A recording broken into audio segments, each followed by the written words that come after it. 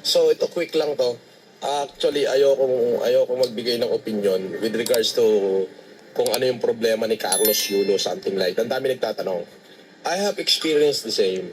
Ako, meron kaming argumento ng aking ina, but I don't put the problem between me and my mom in social media.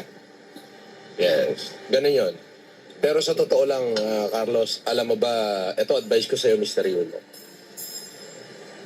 Ang wife ko, ang asawa ko, Miss Universe Japan. Crown Miss Universe Japan.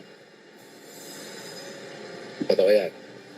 But when my wife spoke a nasty word to my mom, ang sabi ko sa wife ko, sa'yo na yung Pokemon. Hindi ko ipagpapalit ang ina ko. Kaya kahit yung nanay ko nando sa bulubundukin, kahit mahirap puntahan, pinupuntahan ko. Ngayon, kung meron ako sama ng loob, meron ka sama ng loob sa magulang mo, dapat sarilinin mo na lang. At kung gusto mo siyang sigawan mo, dapat kayong dalawa lang. Yes. Kung gusto mo sumigaw, okay, na iparamdam mo kung ano yung nangyayari sa'yo, dapat dalawa lang kayo. Don't put it on social media. Huwag mo isa publiko. Lagi mong tatandaan. Wala kang mararating. Sabihin na natin, tagumpay ka ngayon. Pero, Kaloy, maraming gold medalist noon. Nakampas lupa na ngayon. Tatandaan mo yan. Yes. Ang babae, marami. Marami ka pang makikitang mas maganda pa dyan sa jowa mo. Okay? Alam mo, humahanga ako sa'yo. Bakit ang hindi? For the first time, ikaw ang nagbigay ng karangalan sa Pilipinas. 2 gintong medalya ng Olympic. Pero yung isa publiko mo at sasabihin mo na yung nanay mo ay ginastos yung pera mo, ay wag ganon. Pera lang yan eh. Yan ang hindi mo dapat ipagpalit over money and women. Yang iyong ina. Bakit? Higit pa yung dinala niya para lang mailuwal ka sa mundong ito. Piece of advice lang, Carlos, ha? Tanggapin mo kung tatanggapin mo, di kung hindi, wala akong pakialam sa'yo. Pero alam mo, nakakawalaan ng paghanga. Lalo na sa isang iniidolo dapat ng Pilipino na katulad mo, na bayani, tapos ganyang kasananay mo. Hindi maganda, Aloy. Hanggat maaga, mag-isip ka. Tandaan mo, sinabi ng kautosan ng Biblia, mahalin mo ang iyong ina. Kapag ka hindi mo ginawa yan, ipinagpalit mo ang iyong ina sa babae at pera, at sa kasikatan, lalagapak ka, bandang huli, hampas lupang patay gutom ka ulit. Mark the third, Kaloy. Maniwala ka sa mga matatanda, nga. Kami ako, naranasan ko the same. May argumento kami ng nanay ko, pero hindi kami nagkaroon ng argumento dahil sa pera at babae. Tandaan mo, ang asawa ko Miss Universe, Crown Miss Universe, Japan. Okay?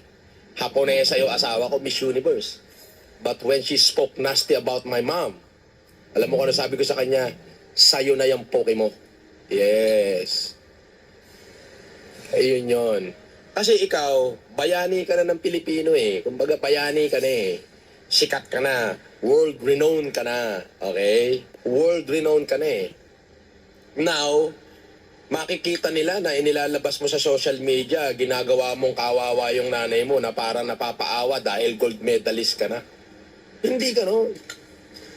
Kasi ang mga magulang, minsan, meron silang kapamaraanan para maging mas masigasig at maging mas magaling yung kanilang anak.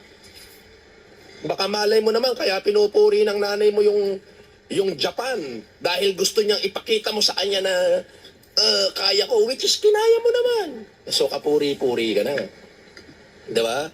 Pero yung ganyang attitude mo na kesyo nasasaktan ka mo sa mga unang Facebook post niya na name recall, hindi ka tao nun.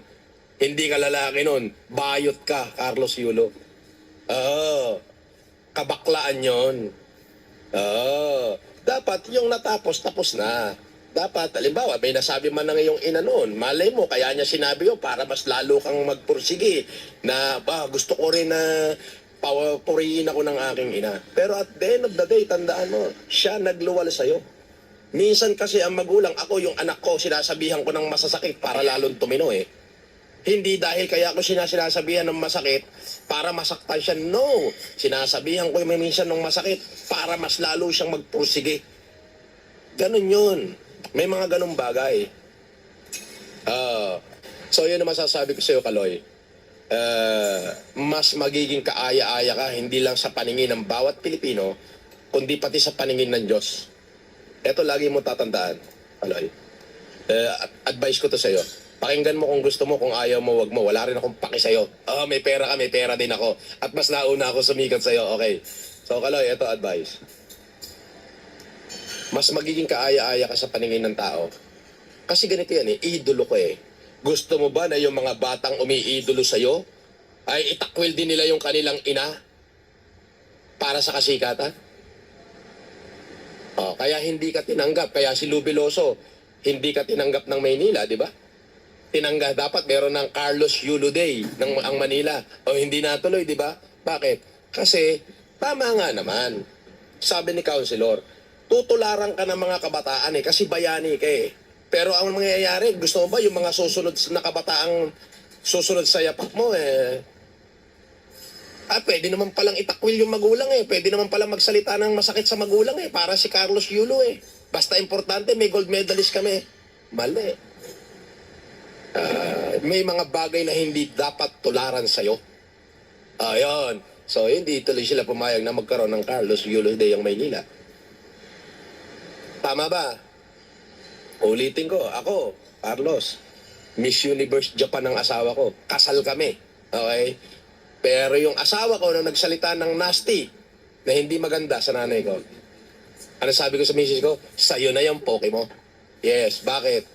Ang asawa pwedeng palitan. Pwede kang mag-asawa ng 20. Nung unang panahon nga, si Harry Solomon nag-asawa ng 1,000 eh. May concubine pa, di ba? Pero at least napunta pa sa langit yun. Pero, alam mo kung ano yung pero doon? Ang ina, iisa lang yan. Iisa lang ang ina. Ako, kaya dapat, halimbawa, meron kayong alitan ng iyong ina. Meron kayong hindi pagkakaunaman, dapat sarilihin mo na lang. Dapat pinag-usapan nyo na lang. Ang ina, pag lumapit ang anak, kahit anong galit ng ina, pag anak yun lumapit, nawawala yung galit ng ina. Minsan kasi may sarili-sarili tayong tigas ng ulo na which is nabubuisit sa atin yung mga magulang natin. Pero kapag pinagalitan ka, ipinahiya ka, it doesn't mean na hindi ka niya mahal. You are not become less of a man kapag nagpakumbaba ka sa iyong ina. Lalo ka pang magiging mas mabuting tao, magiging mas matibay ka pa, at mas magiging kaaya-aya ka, hindi lamang sa paningin ng tao, kundi sa paningin ng Diyos.